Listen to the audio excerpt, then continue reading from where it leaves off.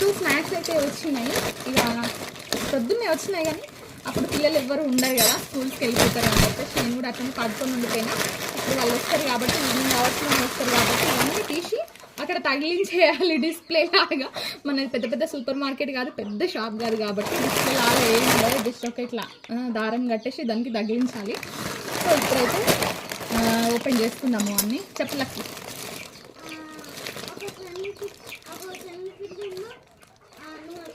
10 rupees నూనె ప్యాకెటా? సరే. So చూస్తున్నారు గిరాకీ కూడా స్టార్ట్ అయ్యింది, చిన్నపిల్లలు వస్తున్నారు. సో మన ఛానల్ని అయితే ప్లీజ్ తప్పకుండా సబ్స్క్రైబ్ చేయండి, మీ ఫ్రెండ్స్ ఫ్యామిలీకి షేర్ చేయండి.